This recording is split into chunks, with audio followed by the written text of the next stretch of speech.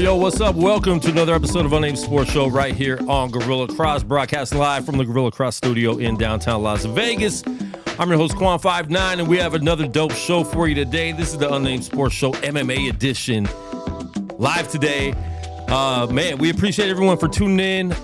Please share the live video stream, subscribe to the channel, and in the comments, let us know where you're watching from. If you're watching live, even if you're not watching live, let us know in the comments. We appreciate it. Yeah, follow us at Unnamed Sports Show on Instagram. Follow me at Quan59 on all social media as well. And we're going to get right into it, man, because we have a special guest in the studio. But first, I want to get into my special guest co-host. It's his second time on the show. He was very nervous last time. He admitted it. Very nervous. I'm going to get your name right because I just called you Matt last time. I'm going to let you butcher it. Go Mateus? Mateus, yeah, you got Mateus. it right. In the building. I just called him Matt last time because it's just easier. Yes. 100%. But don't you hate when people do that? You tell them your name and they want to give you like the white version of it? Man, at this point, I gave up. You gave up? It's been 8 years trying to get people who could say my name properly. At this point, I just like, call me Matt, you know? But here we are. I went to a church once. They were opening up in a school, and I drove by, and they were setting up and everything. It was a couple hours before the service started, and I asked him. I pulled up to the guy, and he was Hispanic, and I asked him his name, and the name he gave me, what was it? It was like I can't remember his name, but he gave me like the Spanish version of it, right? And you know, we talk a little bit. I'm like, how's the diversity here? Because I don't like going to churches that are just all one race. Yeah. It's kind of boring. And so when I was leaving, he's like, all right, cool, my name's whatever. And it was like the white version of it. Okay. He's like, oh, that's what they call me here. I'm like, of course they do.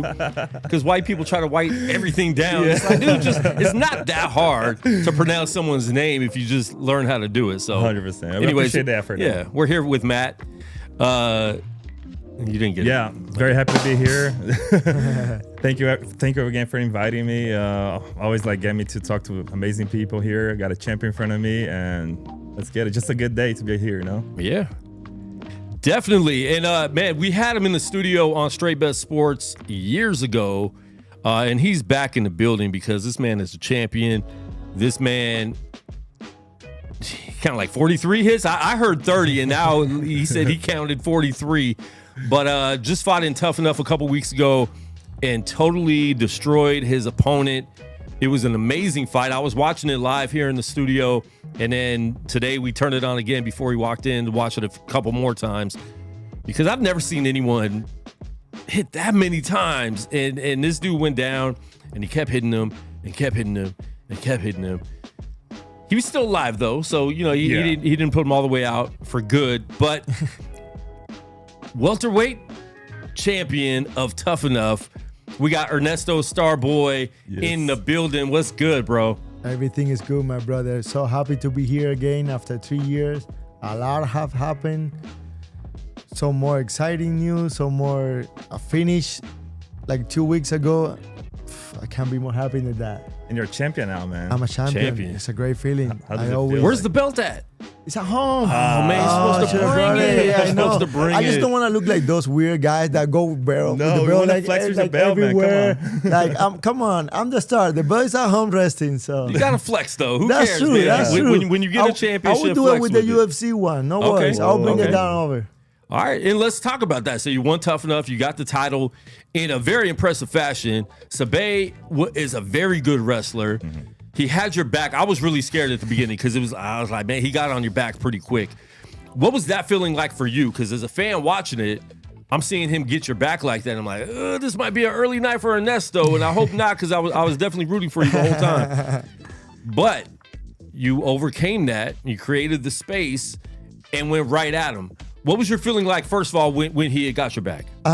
It was like I stayed composed, I stayed calm the whole time. That was part of the game plan too. We knew, I mean, my team and I, and personally myself, we knew he was gonna have that good moment on the fight. Like I was gonna be on a bad spot at some point in the fight, so I had to stay calm. I had to stay composed. That was part of the game plan too. Let him get tired. Let him have his moment. And then right after that, we start working. Right after any break of like a scramble or anything, like I put pressure on this guy, he's gonna break. We knew he was gonna break, and then I execute the game plan perfectly. Because he came in hot, right? Yes. He came in very but hot. Like we knew fight. because I'm the type of guy that I watch film before going to the cage. I watch all my opponents' film. Like I go on YouTube, all the social media that I can. I watch where he trains, what he does, all the videos. So I watch his tape, and then we knew he was gonna come hot. He was gonna come with power. He's very explosive. So we like I said, we knew he was gonna have his moment, but after that, after his moment, it was gonna be mine, and then it definitely was. And a lot of fighters leave it up to their coaches to watch the film, but you actually watch the film on your opponents also yourself. Yes, they do it, and I do it myself. And I do it with my dad, and I sometimes, if I get earlier into a training session, I sit in my car and I watch film right before my training session. So it motivates me to go and give my 100% in training. Yeah, that's amazing, man. What's your training background? You've been fighting. You're 10-1 right now in pros, right? What's your training background? What did you first start as in fighting? I first started as a wrestler when I was in Cuba. I started wrestling when I was 6 years old. I played second in the national in Cuba, and then somehow they like wrestling the national team liked me, and they invited me to train with the national team a couple times. And then I moved here right after that. So wrestling is my background. That's what I've done pretty much all my life. And you couldn't tell with that fight. I know. Because he looked like a boxer, right? Yeah, he looked like a straight boxer. Yes, absolutely. Let me tell you something. I always use compression shirts, right? Okay. So those are like a wrestling shorts kind of thing. So for this fight, I kind of changed it. I told my manager, hey, give me the loose ones, the ones that makes you feel like a striker. Yeah. Because in this fight, I'm going to strike. I'm going to show my hands, going to show my kicks. And so that was the game plan. I didn't want to look like a wrestler at all. I want to look like a striker and show the fans, the UFC matchmakers, that I'm more than a wrestler. Yeah. And the matchmakers are there in the building, I think. Were they? Yes. I know they pay attention and they watch Tuff Nuff a lot. But they were actually in the building, right? They were in the building. They're always, because they live here, so they're always on the Tuff Nuff events. So they've seen me before. They've seen my fights. I'm right on the radar, so yeah. But does that make you fight a little different knowing they're there and this is a championship fight? Was your mentality a little bit different? Like, let me not just win this fight, but let me impress. Yes. Yeah, it pushed me a little harder. But on the fight before this one, like as soon as I step in the cage, I see Sean Shelby right on the side.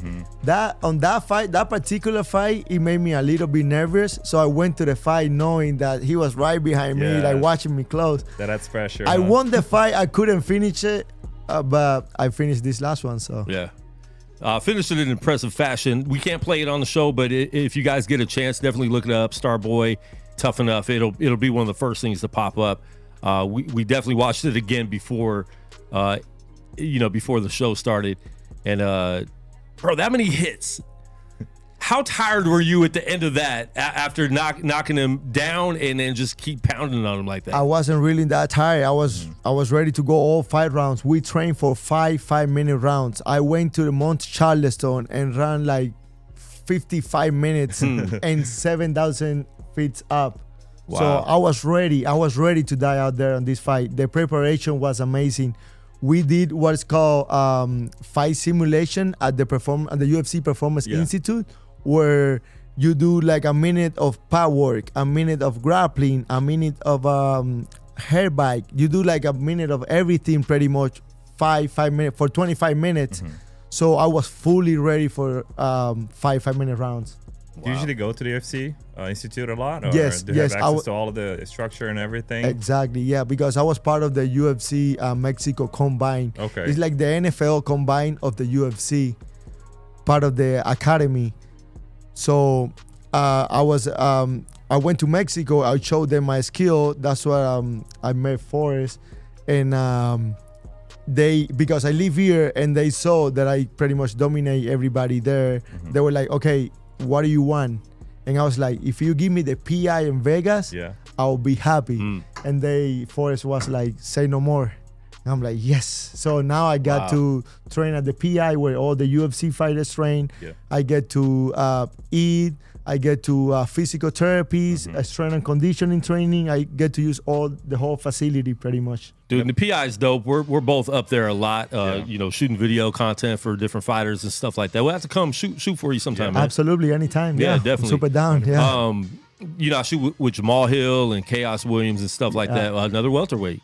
You might fight Chaos one day. I might fight Chaos. I'll be down to fight him. That'll be a good fight. But bro, the PI is amazing, and it's amazing that they've done that. I think they have 3 of them, right? Mexico and China. Yes, Shanghai, Mexico, and here they planning to do one in Brazil and then one on Europe.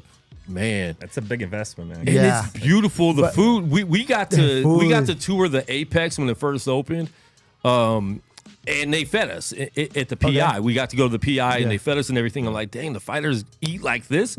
You know what it reminded me of? It reminded me of like of the Avengers building. And you just, true. And when you're there, you just see all the superheroes walking around. Because we're just shooting. We're like, oh, there's Cody Garbrandt. There's Ankalaev. Marab, everybody goes. Everyone's walking around, you know? Yeah. So that's awesome that you get to go in there. Absolutely. It's a great help. And that you don't have to be a UFC fighter. That's the thing a lot of people don't realize about the PI.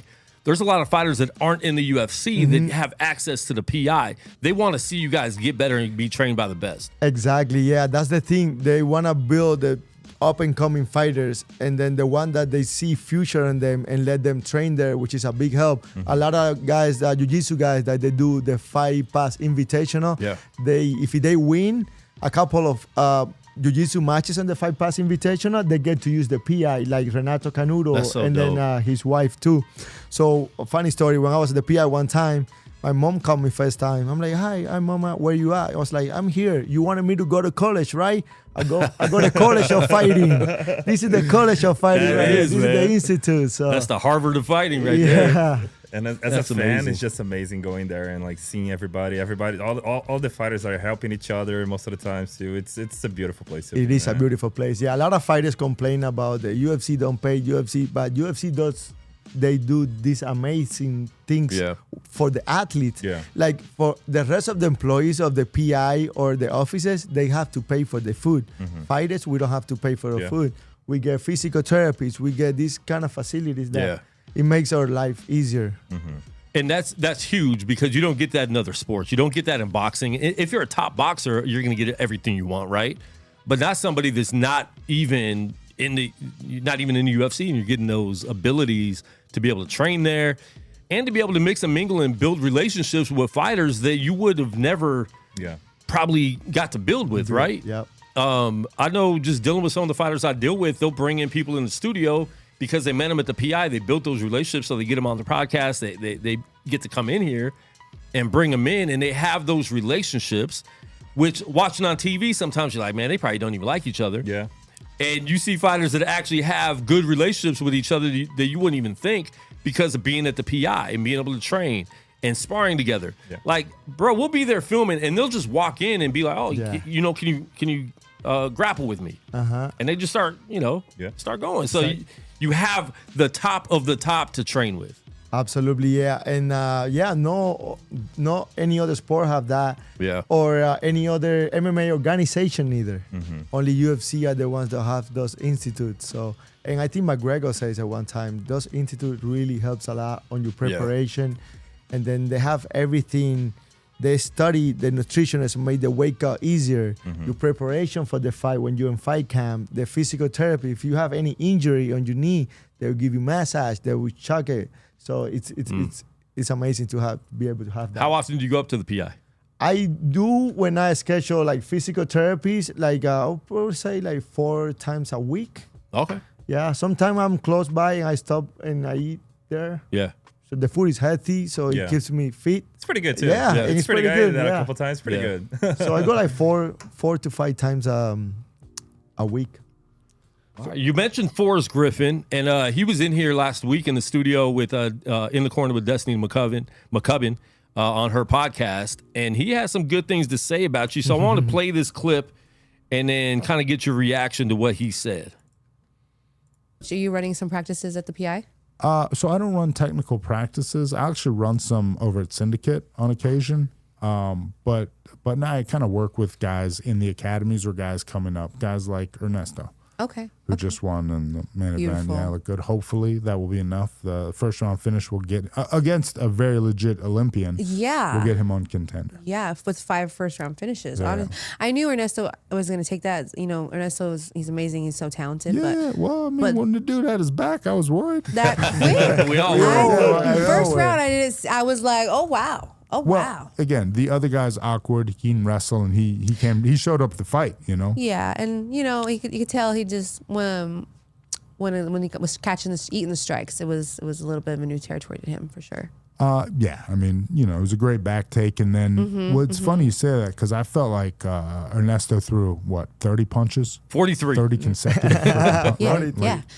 I mean, you look at me like I'm crazy. I'm like, he threw 30. I don't know if anybody threw 30 consecutive punches at me. I don't know what I did. I guess you're right. Boxing, wrestling. I don't care what your background is. Somebody unloads a 30-piece combo going, and he was like going body, head, body, head, calf head, kick, body. Yeah, he was like, oh my gosh, is this like out the gate? Calf kick, freaking swept his leg. I was like, oh shoot, here we go. He ain't playing around, man. Well, and then I watched the kid. I can't say his name, but so different combinations and all that stuff. I mean, they recognize that. What was your thoughts when you saw this interview and him hyping you up? Oh, it's great, man. Forrest been there supporting my career for a long time, and then for him to say that about me, it puts me on cloud 9, like right there, man. It makes me so happy because Forrest is a legend. Yeah, he's a legend of the sport. He was the first tough winner with a crazy fight against Stephen Burner. I mean, that's the fight that they say saved UFC. Absolutely. I mean, that's been given credit as saving UFC. Yeah. So if you guys don't know who Forrest Griffin is, I know a lot of you guys tune into Unnamed and are just here for NBA stuff and stuff like that we talk about. But Forrest Griffin, I mean, he's a legend in the game. Definitely top 10 as far as personalities and what he means to UFC in the history of the UFC. Yeah, and the job he's doing now, like helping the up-and-coming fighters to be able to train better, to get less injuries, less concussions, like everything he's doing the right thing for the sport. And then me personally, I appreciate that more than anything. It's just to be there for us, for the up-and-coming that probably don't have the same eyes as the people or the fighters that are in the UFC already. So everything is been doing is been amazing. And here's a funny story about how I met Forrest Griffin. So I was at AVAC working out, Okay. On the dumbbell side, I was doing biceps, and I see a guy, like tall guy with headphones and a hoodie on, and I'm like, hey, who's that guy? And I was like, I don't know nobody. And I was like, he came close and grabs I think like 50 pounds dumbbell, and then I'm like, oh shit, that's Forrest Griffin. Oh wow, it's Forrest Griffin. But nobody knew who He's he a big was. dude. Yeah, because he had a hoodie on. So and I was like, oh, that's Forrest Griffin. Oh wow. And I was like, oh, should I go and say something? I'm like, nah, I don't want to like seem like that weird guy that goes say something. I keep working on. I'm like, Ernesto, I talk to myself. If you don't go and say something, you will regret for the rest of your life. And then, I dropped the dumbbells, went there, and I was like, hi, Forrest. My name is Ernesto. I'm from Cuba. I'm a MMA fighter. It's nice to meet you here. And then he take the headphones off, and then he started asking me questions. Hey, man, how are you? Yeah, like super polite, super friendly. And then, where are you from? This and that. What way you fight? What's your record? I think back then I was like 8-1. So he had a full conversation with you. He wasn't just being nice to say hi. Yeah, nice to meet you. Full and then conversation. And then he asked me where I was from, who's my manager, where do I train, and all that. And he was like, hey, we got this program now in Mexico. Give me your phone number. I'm like, wow. That's crazy. I just gave him my phone number. And then 2 hours after, he shot me a text. Hey, this is Forrest Griffin. I'm just watching you fight. You are a great wrestler. You can fight. And then I was like, wow. What just happened? What just happened? And then he was like. And you almost didn't even go up and talk to him. Didn't go talk to him. Yeah. Exactly. It's a lesson right there, man. Life, you gotta take opportunity, man, with stuff. Sometimes we like, nah, maybe I shouldn't do that. Being too timid, or you don't want to take that first step. That almost happened to me. And thank God. God put me on the right path. And then he asked me for my manager's number. I gave it to him, Jason and Iridium's. So he texted my manager. He wanted me to go to Mexico and do the tryout for the combine.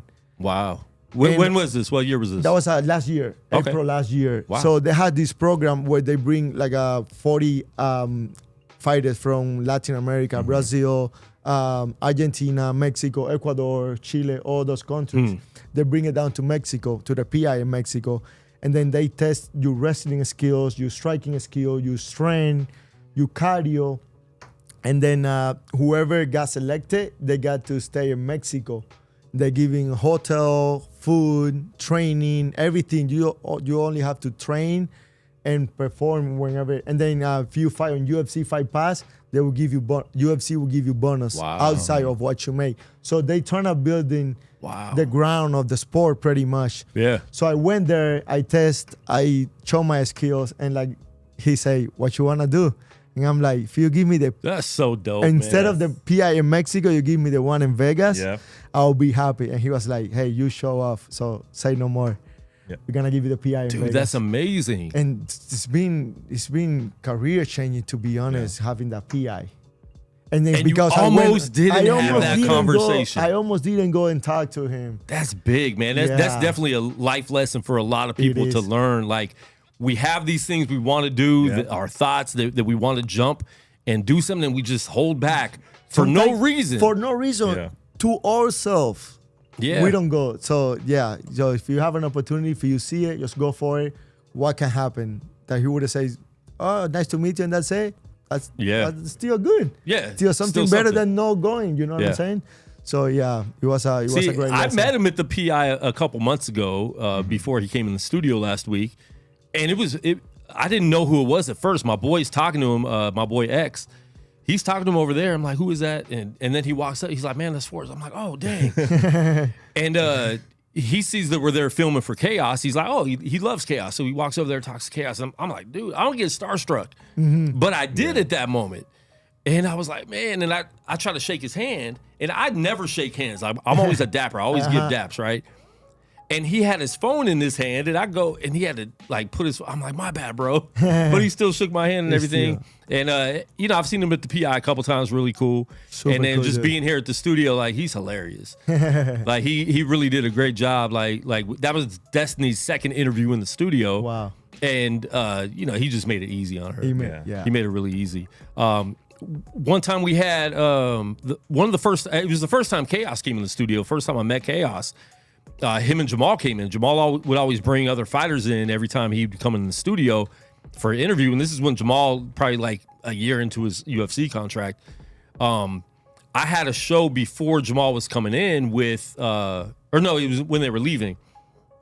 My man Tim Lane, he was a coach at Extreme Couture, and he had a podcast here, and he had Randy Couture on his show. And so they were waiting in the little lobby area over there. And when we were done, Chaos and Jamal leave, but they're super cool, right? They're like, I'm like, hey, this is Randy, da-da-da. Oh, what's up? And they leave. And I'm like, that's a former light heavyweight champion in the UFC. Jamal's light heavyweight. They come running back in like 30 seconds later. Oh, man, we got to get a picture with you. They were trying to play it cool. But same thing, they were like, no, man, we got to get this picture because that's a legend in the game. Absolutely. You gotta respect the legends. You gotta give them the props because they fought really hard. Like Randy Couture, Forrest Griffin, they were champions. They were great fighters. They had a great career. And if you're not a fanboy when you go up to people, if you're just cool with them, like, hey, man, I just want to give you props. You're not trying to, like, put a camera in their face or get an autograph or bother them when they're at dinner. They're all cool. They're going to be cool with you. You know what I'm saying? But the problem is a lot of people go up to them as fanboys and just mess it up for other people. It's like, dude, just be cool. They're cool. Humans. They just want to. Exactly. Be polite, be friendly, and that's it. Just respect them. Yeah. And one thing you got to respect about these people is like they made a name when it's hard nowadays, but it was like way worse back in the days. Like to like be able to afford the lifestyle to be a fighter. You know, that's something I want to touch with you. Like, how was it for you, like coming from Cuba, right? You're 18? I was 18 by 18 years old. Yeah. How was your life? Like, all right, let's go to America. What was your plan to like become a fighter, or you just moved here because you wanted a better life? What was the goal there? Yeah, that was literally what was it. We wanted to come here to have a better life. Never thought about being a fighter. I used to watch the fight when I was a little kid with my dad. Yeah. Who's your favorite fighters?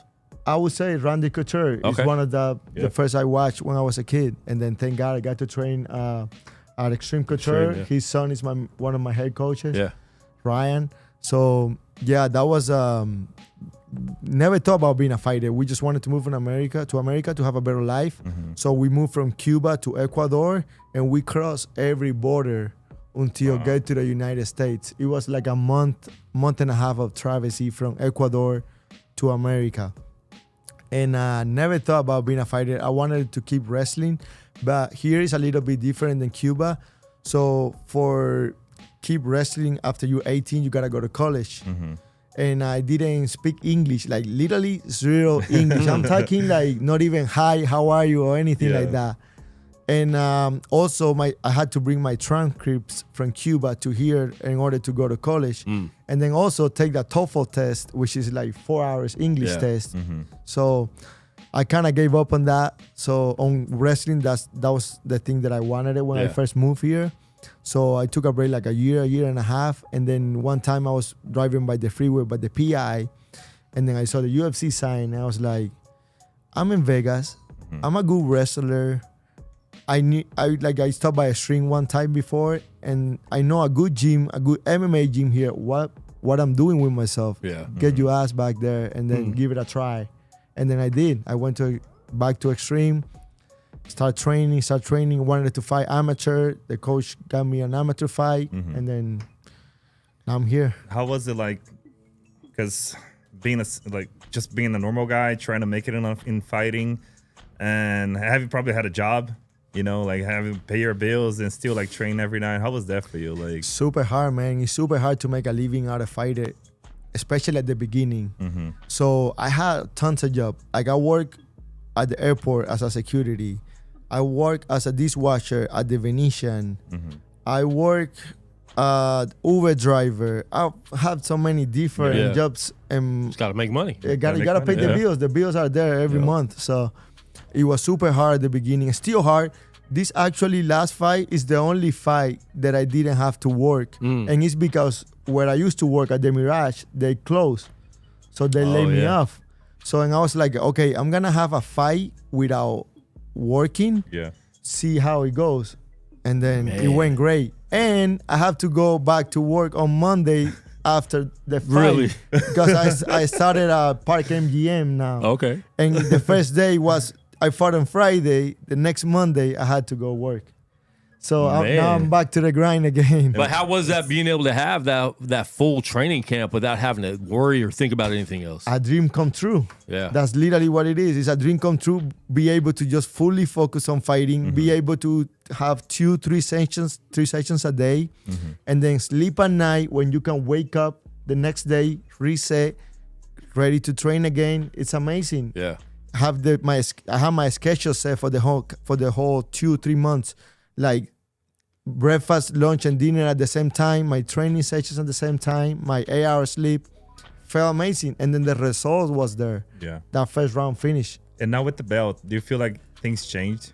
Like when it comes to money and sponsors, maybe stuff like that. Do you see more people reaching out to you, or? Yeah, it changed you a little bit. The MMA sport, like one fight, it's not like boxing. Like one fight can change your life. Yeah. It's not like that. So it's a little by little. Having the belt now, it changed a little bit because I'm a champion now. For the sponsor eyes and for the UFC eyes, that's what I'm aiming for. Is to get in the UFC, and they will look me different now. Oh, he's the Tough Nuff welterweight champion, so we should sign him. I guess that's what they're thinking now. I'm not sure, but yeah. Have you talked to anyone from the UFC since then? I know Contender Series is coming up in July. Have you guys talked to anyone? Is that anything you could talk about right now? I talked to Forrest. I saw Forrest at the PI, and he was like, I would really want to get you in the Contenders. Talk to your managers. I would talk to them. I just talked with Lance. He's one of my managers today. And then he told me he was going to talk to Forrest. So there's a lot of talks. Yeah. There are talks out there. So I hope think you'll get in, bro. I mean, winning a championship and not just winning it the way you won it, the way you dominated, the way you were throwing punches, the calf kicks, like you said. I mean, you had different combinations going on the whole time. I think you'll get in the Contender. I've been in Contender Series a lot. You're better than a lot of fighters I've seen in Contender Series. Absolutely. And you're local, so it's easy. Yeah. You know, they don't have to fly you out. They don't have to spend money on that. perfect, You know, yeah. so they've spent money on people that don't show up to the fight, Uh-huh. and it's a waste of money. But I think you'll get in, man, and you know, we'll be praying for you and best of luck. I really appreciate it. With I hope to get in. I feel like this is my time. I've been chasing that Contender Series season for the last 2 seasons. Actually, last year I didn't fight for the whole Contender Series season, waiting on that call. It never came. I fought in October. I fought again 2 weeks ago. So yeah, I'll be very, very surprised if I don't get it. So I have a good feeling. I will get a Contender Series shot this season.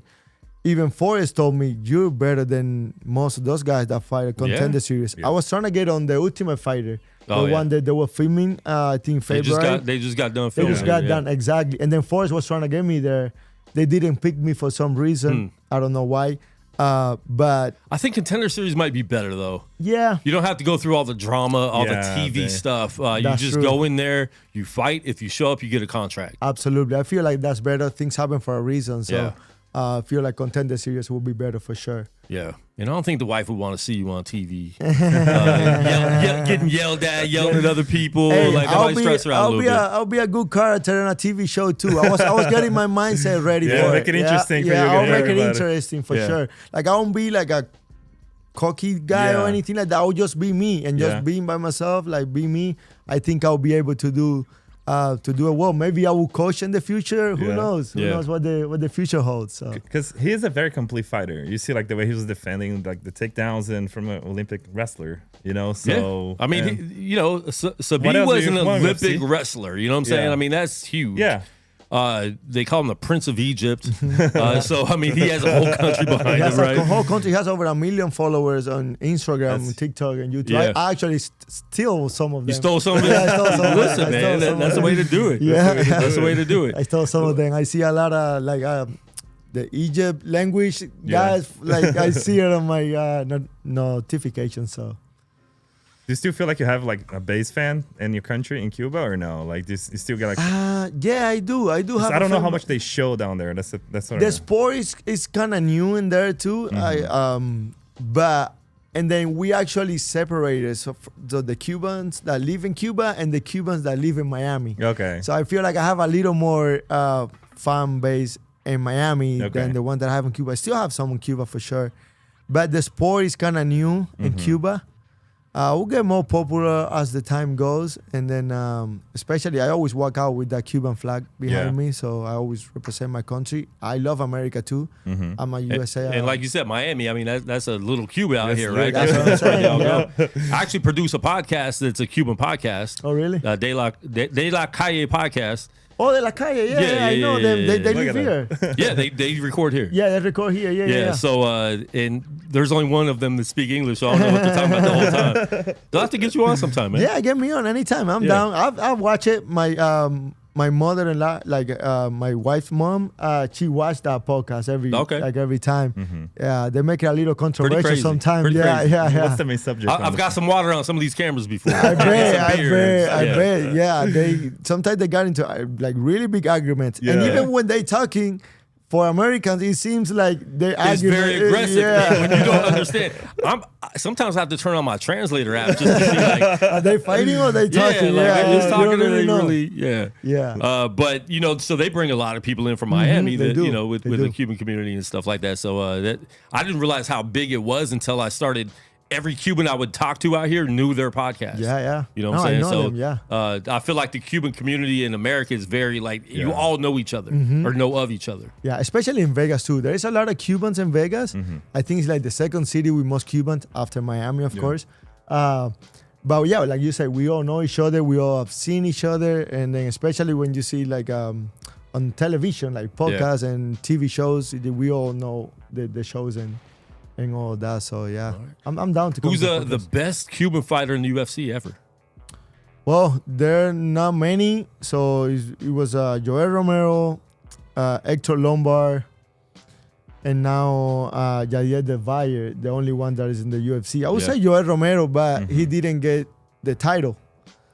So he didn't fight when he had a chance to get the title. He had like 3 chances. He had 3 chances to get the title. How you get 3 chances to get the title and not get the title? He was a little old, but great fighter. But he would fight so good when he wasn't fighting for the title, right? Exactly. And then when he would get a title shot, it's like, what are you doing? What are you doing? Great Olympic wrestler too, and didn't use that wrestling on the title fights. It's crazy. So I look forward to do a little bit different than what he did. Yo, we're gonna play it with no sound, but I wanna play a clip from the fight because we keep talking about it, and I know everyone watching is like, bro, we want to see this. So we're going to play a clip from the fight. So right here, he has your back. Everybody was like we nervous. said, Olympic wrestler. I'm thinking like, okay, this might be an early exit for Starboy. So what are you thinking right here? Like what's your move in your head of how to get him off your back? Because he doesn't really have your neck, so you're in a good position. Yeah, my was on my mind. It was like as long as I'm hand fighting my neck, I'll be fine. Yeah. Don't freak out. Like And that's the biggest thing, right? Like, don't panic. Don't panic. Yeah. And I kind of like have a little thing on my head where the fans were like, they were all nervous. Everybody watching outside was like, it's gonna get finished. But that was part of the game plan. Like I say, just let him have his little moment. And now you create separation, and now you attack, but you still are away from him enough so he can't grab you. Now he just looks lost here. I mean, now this doesn't stop, folks. No, he's going to keep hitting it for the next 30 seconds. He gets him to the ground. He's like, and now there's just nothing he could do. Nothing. Yeah, he was ready to go home. Yeah. And then you throw the mouthpiece. I tried. Okay, so you're not going to be a quarterback in the NFL. You're not going to be a quarterback. I tried. Thank God I did it because I was the only one I had. That's really nice. I'm going to get another one on Monday, right? Yeah. So, oh, man. No. So, yeah, don't worry, Patrick Mahomes. Your job is safe. But, man, that's... I love watching that. That's a great clip. Me too. I'll watch it over 100 times. I bet. Now. I can watch it all day. Do you just have it on your TV playing repeat? Yeah, and then the after party I went at Triple Crown Town Square. They had it, and then they would just keep playing and playing it. Yeah, that's dope. It was amazing to right after the fight be able to watch it a couple of times. Yeah, and then you didn't take any damage. So I mean, with Contender Series coming up soon, you're going to be able to just jump in there, right? Yeah. Do you keep yourself in shape after camp and after the fights? Absolutely. I always keep myself in shape. I'm always training. I feel bad if I don't train. I actually can't sleep if I don't train. Okay. If I don't do something on the day, I can't sleep. So yeah, no, I'm ready. I've always been waiting for any short notice that come up for the last 3 years. So that's what I always on shape, always super close to the weight class that I fight. So I fight 170 and walk around 184. So I'll be able to make weight on 5 days notice if they call me. And short notice could be kind of dangerous. We were supposed to have Justin Jaynes on the show with us today. He couldn't make it because he had to train at Extreme. But he was in the UFC, and he took a lot of short notice fights, which I think hurt him, and because he lost some of them because he took short notice. And if you lose 2 or 3 in a row in the UFC, you're out, right? Yep. And he ended up getting cut. So it's like pros and cons. It's like you want to show them that, look, I'll fight anytime. But also, how you say But no? then when you don't have time to prepare. Exactly. You can't say no with the UFC. And then on top of that, you get the first short notice to get signed. Yeah. And then the second one, it won't be short notice. They send you the fight with like 2 months ahead. Yeah. But the first one, that's how lots of people get signed, just taking a short notice. And then on top of And that, he did get signed off that. Justin did. Yeah, he got signed. And that's when he knocked the dude out in like 43 seconds. Exactly. He did he made a statement with that short notice. UFC loved that. And then he lost a couple after, and that's why he got caught. But if you get a short notice fight and then you make a statement, you finish the guy in the first round, that's a $50K bonus right there. And great look for the UFC. Yeah. They love that. And then you just gotta keep winning after that. But that's an statement right there. Took a fight on short notice and then finished the guy. Wow, that's amazing. Yeah. So that's what I try to stay in shape and ready for any short notice that can come up. Yeah. Smart.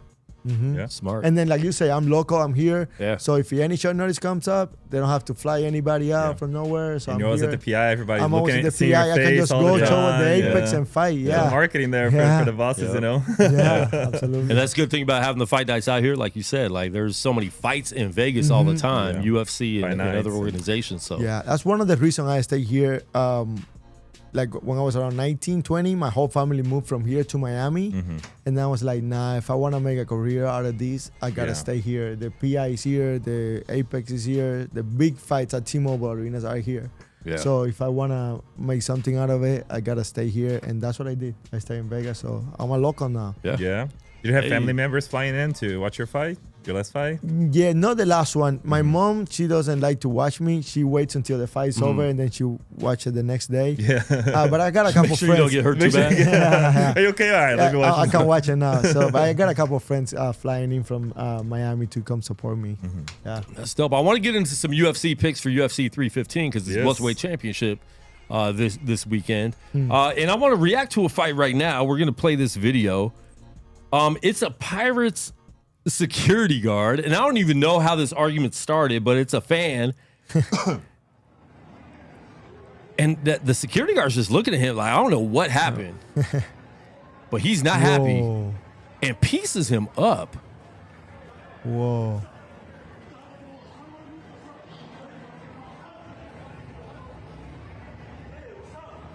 And then his homeboy's like, I don't really want none. Nope.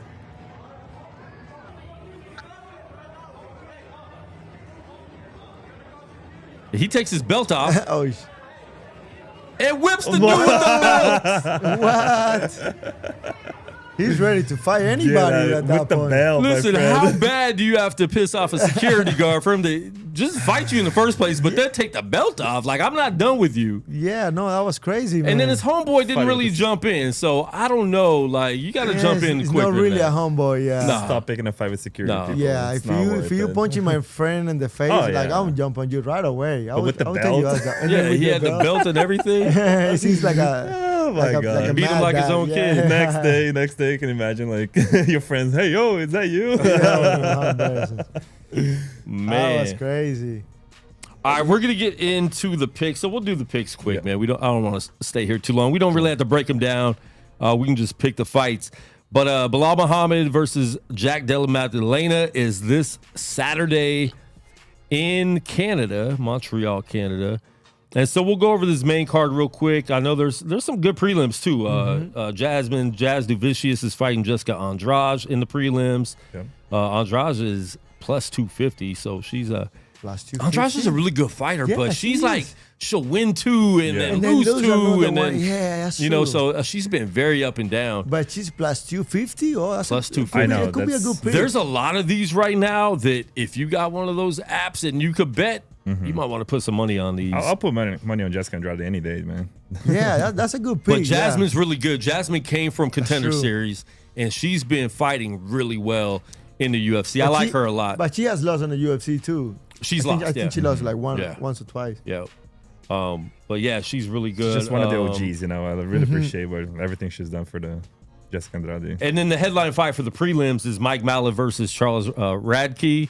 That's a welterweight bout. That's a welterweight bout. Yeah. Yeah, that's a good Who do you one. got in this fight? I would say the Canadian guy, Mike Malott. Yeah. Okay. I think he's really good wrestler too, and he has striking. He's very well rounded, so I Yeah. think he can. Yeah, can get I it- think he can Mike's get it gonna done. win too. Yeah.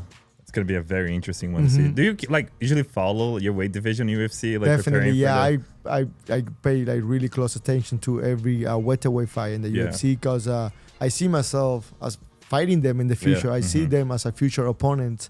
So every time there's a welterweight fight, I always make sure I Yeah. watch it. I see what the movements are.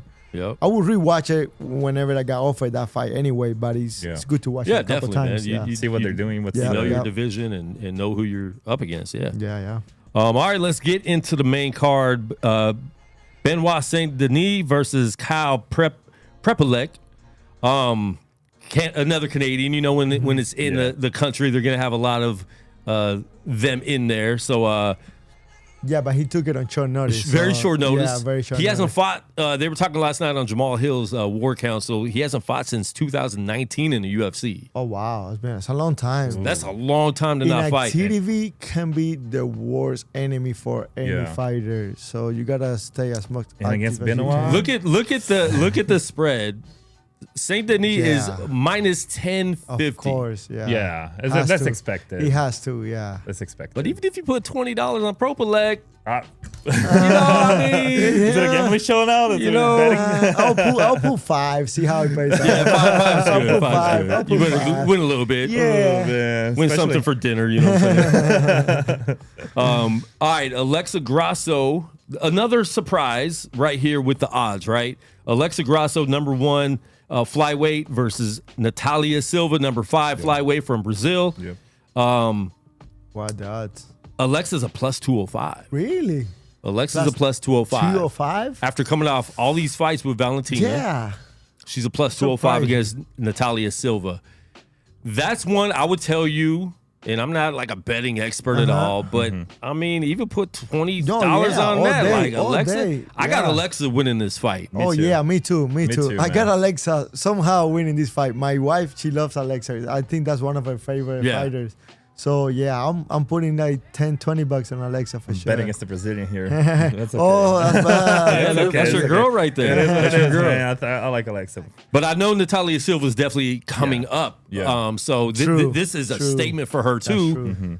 And when you know that, when you know it's a statement, and this is the person I got to knock off the top to get to the top, to get, if she wins this, she probably gets a title fight. If Valentina wins, which we'll be talking about that in a minute. Yeah, I feel think like she gets a title fight after this. So she's going to be definitely hyped up to win this fight and to go out there. But this is Alexa Grasso. Yes. I don't think she's getting the respect she deserves. deserve it. I love Alexa. I After love 3 her. fights with And Valentina, Valentina is one of my favorite fighters. But when she beat her, Oof. I was like, That yo, was that's totally unexpected. Yeah.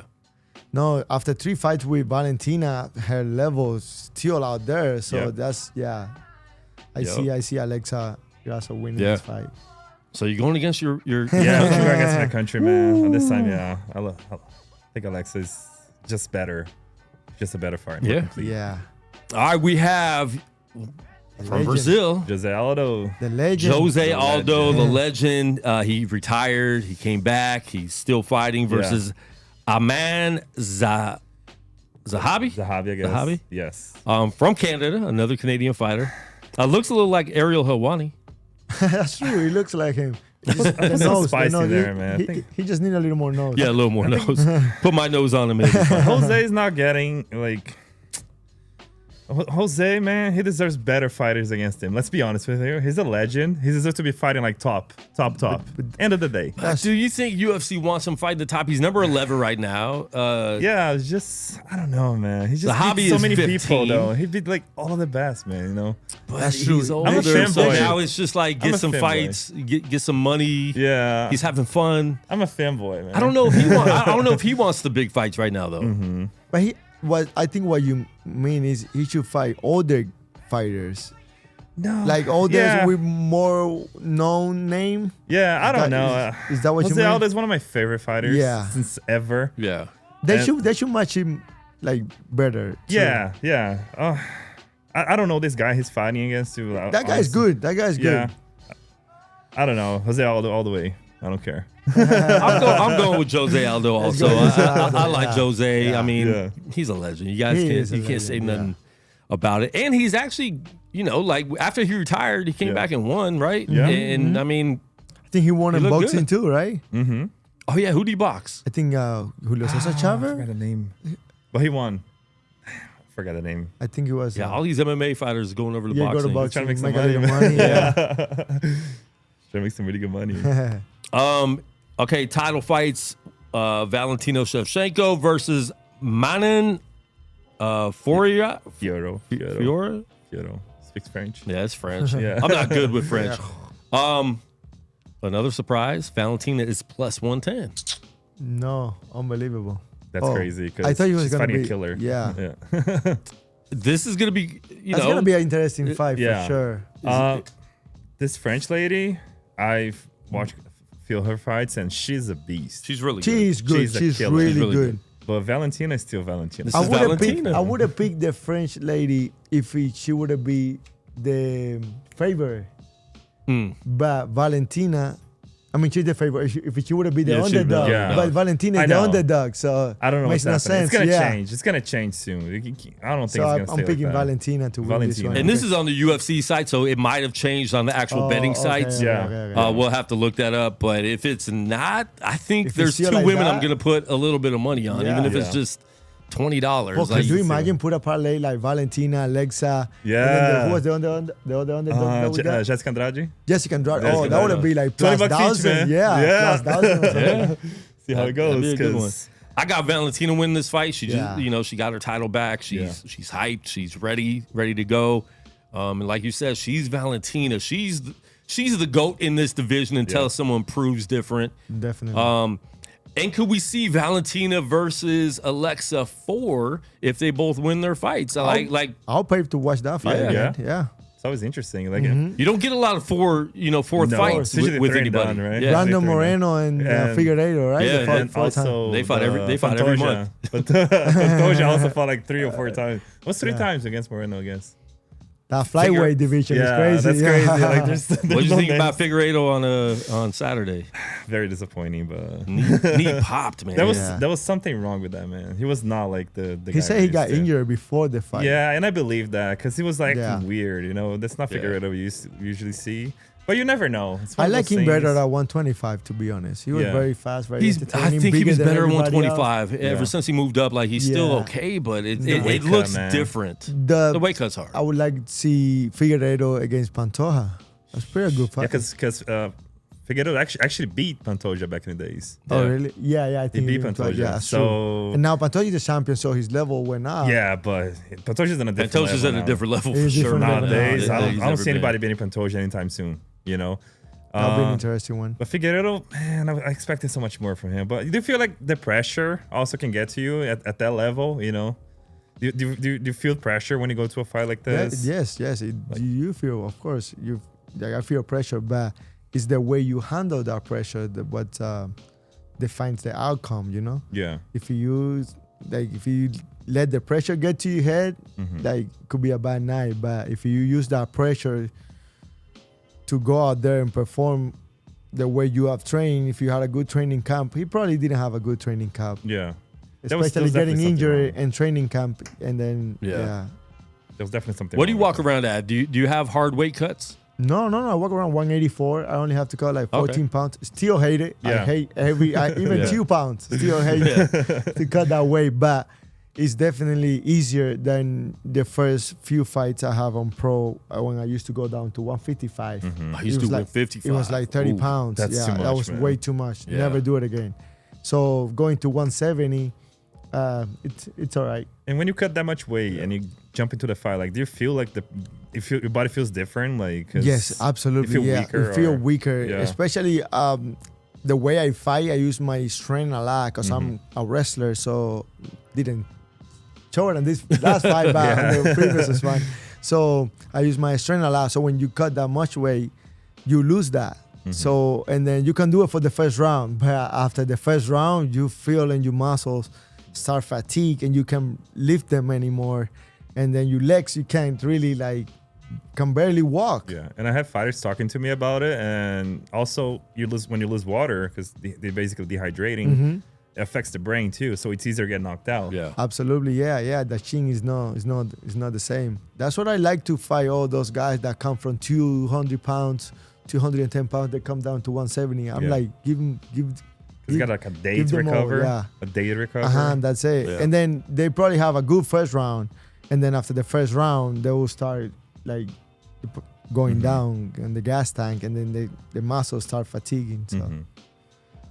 Yeah, let's get into this final fight of UFC 315. Bilal Muhammad, the champion, versus Jack Della Magdalena. Magdalena is not. His win streak right now is crazy. Both their win streaks Yeah. are pretty crazy.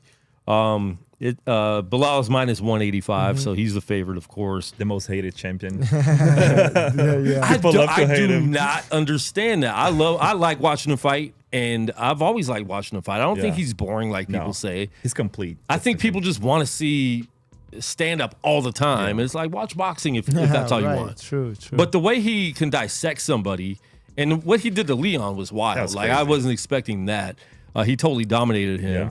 And then Leon, the next fight, did the same thing, just laid on his back the whole time too, got dominated. Because I think Bilal opened that up for other fighters to see, like, if you do this to Leon, he can't do anything to get out of this. So, Right. he did a lot to open that up. This is going to be an amazing fight. I think it goes very far. I think it's definitely a 5-round fight. I'm taking Bilal. He's the champion. I won't be surprised if De La Magdalena wins, but I got Bilal. I think he wants to keep this title for a long time. Welterweight. He might have it until you fight him, bro. Who knows? Oh, I'm super down to fight Bilal or Jack de la Magdalena. Actually, I got offered to fight Jack one time on a Really? short notice. My manager showed me a text, and he was like, "I'm working on this for you." And then he sent me Jack. I watched a couple of his fights. I'm like, I'm super down. Yeah. I let's thought go. you'd be like, no. No, I would never say no to Yeah. that. And then actually, I didn't get to fight him. He fought. That was when he fought Basil, I think it's an Armenian guy. Okay. And then he fought Basil. So they signed Basil on short notice. And then Basil was winning the whole fight until after the second round he got out. So Basil was wrestling, like using his wrestling against Jack. So he was winning the fight, and then the judges gave the fight to Jack. That was a super close fight. Yeah. Actually, some people think Jack lost that Yeah. fight. So I was gonna do the same thing he did, but I had better cardio, so I wouldn't be able to do it all 3 Yeah. rounds and maybe beat Jack. Yeah. But I mean, didn't happen for a reason. I'll probably fight him for a title in the future. Who knows? Yeah. But I think Bilal is gonna keep his belt this time. Bilal's really good. Bilal, it's like I said, the most hated champion. But I do hate him. I don't like him. For me, it's kind of cringe. Have you met him? Yeah. No. I mean, I've saw him at the PI a few times. We just stare at each other. Yeah. But that's it. He's cool. He's been in the studio. Yeah. I've talked to him quite a bit. I think he gets a started- bad rap. Yeah, Yeah. he started getting more funny now that he's the champ than what he was before the champ, because he realized that he doesn't have the. You have to have a personality. Yeah, exactly. Yeah. You have to have the person. So I he think. said he's gonna strike though. You believe that? No. Hell no. No. He said he got the Canelo hands. Oh my Yeah, god. No, definitely no. No Not at fight all. there. Not at all. Canelo and Crawford, they're saying is going to happen. We need it to happen because it's Canelo fight. I'm sorry, bro. I love Canelo, but he's just not fighting anybody, and it's boring. Yeah. We're going to talk today with Justin on the show. about boxing versus UFC because it's hard for me to watch boxing now. Yeah. And in the 80s and 90s, I loved boxing, but it's not the same anymore. It's hard to get these fighters to fight each other. They're talking about TKO and Dana White promoting this the fight. Yeah. So At it's going to be Allegiant. at Allegiant Stadium Allegiant, in yep. September, Mexican Independence Day weekend. So it's going to be Friday, UFC on Saturday. Is this fight going to happen? Is this fight really going to happen? I don't think they've signed the dotted line yet. What do you think is the problem? Why This do you will think be it's a so super hard? fight, though. Why do you think it's just so hard to put like big boxing fights like together like that? You think it's like They don't want to fight. They don't want to lose the zero. And there's Yeah. too many promotions. And to yeah, promote? So you miss like someone like Dana White to be like, all right, guys, let's sit down here. but the guy that's really behind the fight is this guy, a Middle East guy, Turkey. Yeah, Turkey. Turkey. So Yeah. he's the one behind the fight. He's putting a lot of money to make the Yeah. fight happen. I see it happen. Yeah. I can see. They pay enough, right? I Yeah. guess. I think it will too. And he has the money to pay. That's He why you has see the so many money. fights in the Middle East Yeah. now. Yeah. I mean, you have to watch fights at 11 in the morning to get the Because they're over heavyweight there, fights yeah. now because he's taking all of them over there. Yeah. When Francis Ngannou fought Tyson Fury and when he fought Joshua, it was over there in the Middle And East. he's making them fight each other. He's making fight like UFC Yeah. is doing. So it's good for the sport of boxing because, like you say, like I don't like boxing. I like watch the highlights and what Yeah. happened. Like I Yeah. pay attention to it. But I watch a 12 3-minute round when you can barely see who's winning, who's not. Yeah. Yeah. And they actually are not the best. Like I don't do it. Yeah. I just wait until the highlights come up and then I see what Watch 2 minutes of it. Yeah, 2 But a minutes. fight like this, Crawford versus Absolutely, Canelo, I would everybody's too. going to watch it, right? We're Absolutely, going to be yeah. at fight parties. I'm going to be trying to sneak into Allegiant. We're going to be doing stuff to see that fight. That's something we're Absolutely. hyped up about. And that's how boxing was in the 80s and 90s, right? Everybody wanted to go to a Tyson fight. You couldn't get in the door. So it needs to get back there. They need help from other people to make boxing better again. If is Dana in Turkey that guy to do it, I think it's very possible. It's very possible. They talking about fight of the century. So it will be a very, very good fight. And I think that's kind of strategic too. Like have them fight people that we don't want to see, and then so when they finally do fight, you're like, okay, finally. But because we got that too late with Floyd and Pacquiao, we got that way too late. Yeah, we needed that really 5 late. years before, right? Nobody was paying attention anymore. Yeah, I mean, it was still like we Yeah, still but watched still. it, Yeah. but they weren't at the top of their game at all. That wasn't the fight we wanted to see. We wanted to see that 5 years ago. I think right now, Crawford and Canelo, they're still at the top of their game. I think it's perfect time. September, that's a few months away. So if it's going to happen, it's really about to happen, and we're going to be able to see that. Like, not talk about it for 2 years, but it's going to happen. Yeah, I can see it happening on a Mexican Independence Day. That's huge. But it's probably Yeah. going to be in That's Vegas, huge. right? 100%. It's at Yeah, Allegiant. Allegiant, Yeah, it's Allegiant. That's the biggest you can get. Fill And up that's the the thing Allegiant too. Stadium. They're not doing it at T-Mobile. They're Yeah, doing it at that's Allegiant. why. They're trying No, to pack that out. That's that why. fight deserves Allegiant Stadium. Yes. It doesn't fit on T-Mobile. Yep. Allegiant is Like the biggest. 40,000 seats? 65. 65, yeah. And then I think they can increase it. Go Oh up to yeah, 67. for yeah. boxing because I mean it's going to be in the middle of In the the field. middle of the field, You exactly. have a few, like 20 They're yards. talking about 67. Yeah, you can definitely get a Yeah. lot more in there. $3,000 tickets right there. And all those tickets on the field. Oh. I mean, yeah. they're going to be making a lot of money A off lot that of fight. money, a lot Yeah. of money. That's a dream come true for any fighter. Be able to fill up the Allegiant Stadium. Yeah. That's like the biggest you Yeah. can get. There's And they're nothing going after to that. put my Yeah. media credentials in now. Let me try to get in there. Put me But, on the undercard yeah. there. I'm ready. Yeah, for real. That would be cool to have. yeah. I know there was a fight league out here that used to do that, FC. Like boxing and MMA. They would do Really? boxing, and then they would have MMA. Then they would have just some kickboxing. Like they did different things. The only thing, it was in a boxing ring, so the MMA fighters are like falling out of the Yeah. ropes. I and stuff fought like in a that. boxing ring one time on the middle of nowhere. I think it was Missouri. I fought in a boxing ring. I was trying to take the guy down, and I kept like putting my hands on the ropes of, Yeah. of the ring. So Yeah, it's way different when you don't have way that different, cage way to be able to, different. you have to fight totally different. But I feel like But I they think can- that'd be cool, man. that would Like be have a cool. UFC fight and a That'd be box, cool. like Yeah. John Jones and Aspinall. and Oh man, That's too big, man. We can dream, man. could you imagine That's that? Though? dream, Oh, that'd man. be Tom cool. Jones and Aspinall and Canelo and Crawford insane. in the same fight. Everybody's buying that pay-per-view. Everybody's buying Oh, it. everybody, bro. They can Yeah. charge $150 for Yeah, that we pay-per-view. still pay that. Yeah. We still pay that. Yeah. I promise I won't stream it this time. I usually buy the UFC fights here. We always have watch parties Yeah. here at the studio. But there was one a couple months ago. I'm like, I can't buy this. Yeah. I think it was the last Sean Strickland fight. Oh, really? Against the Yeah, plate? and I'm glad I didn't pay for that The because Noche? Yeah. UFC? he did not. No, the Noche UFC was good. no. That was the one at the Sphere. That was one of the Sphere. yeah. We paid for that That for was sure. good, That was, man. that was really That good. was amazing. No, this was the last one when he fought like two The months ago. Fleeces, yeah, dude. His second fight against Strickland. Strickland. But Sean O'Malley in my head for some reason. Oh no, Yeah. Sean. Well, did I say Sean O'Malley? No, No, I you said- you heard. said Okay, Yeah, Sean I Strickland, heard yeah. Sean O'Malley for some reason. O'Malley's entertaining. O'Malley is fun to watch. Yes. Strickland usually is, but he did not show up. No, last he did fight. not. DDP. He did not. Yeah, that was. Yeah. Who's your favorite wasn't welterweight of all time, or even now? Like, GSP? okay, Yeah. can't go wrong with GSP. No, you can't. You cannot. Yeah, Yep. GSP. And then I see a lot of similarities between me and GSP. Actually, one of my coaches is a big fan of GSP. He's like, you gotta do this like GSP used to do. You gotta do this like GSP used. So yeah. Have you met GSP yet? No, Okay, I haven't had the pleasure. you to will. meet him yet. You yeah, will I soon. will. Yeah. For sure. I will. All right, man. Well, let everyone know where they can find you, and yeah, let everyone know. So on Instagram, Starboy MMA. On Facebook, Ernesto Starboy Rodriguez. Same thing on YouTube, Twitter, everywhere. Ernesto Starboy Rodriguez. And then follow me. I'm trying to go viral on TikTok. Okay, Okay. So Starboy MMA. You guys know. there you go. Let them go viral. Go watch And- all my videos, yeah. fights, and everything, so I can get some views. Yes.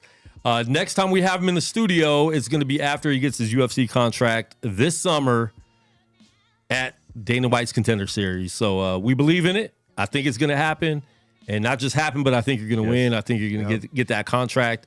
I know you're hungry for it. You could tell with this last fight. Go watch the full fight. It's on his YouTube channel. Yep. So go watch the full fight. Just search it, Starboy Tuff Nuff on YouTube, Ernesto Starboy. It'll pop up quick. But man, I thank you for coming in. Thanks for co-hosting. Thank you. Appreciate you guys. Thank Let you, them know where listen. they can find you. Yeah, Outbox Vegas, you need videography, all the kind of work. We're gonna work together. For sure. We're gonna do some work Yeah, together. let's do it. Let's plan. Yeah, let's go to PI. We can do Yeah, some filming. yeah, and we can stuff. all go Yeah. up there and It's been Get some very stuff. nice meeting you Yeah. and getting to know a little No, bit more of your story. pleasure is It's mine, very man. inspiring, like as an immigrant too, like seeing people like succeed. And man, let's get it. And I'm excited to see you. You're gonna Absolutely, make it, brother. man. 100%. Yeah, absolutely. Thank you for inviting me too, man. yeah, Appreciate for sure, you. bro. Always. And I'm proud of you, man. Like I Thank said, you, it's brother. been 3 Thank you. years since you've been in the A studio. lot and- have changed since that 3 years. I think what was my record back then? Like 3-1. Yeah, I mean, you fought a lot since then, Yeah. and you've really come up, and I'm proud of you, man. Thank you, like, brother. Thank seeing you. that hunger and seeing like you don't stop.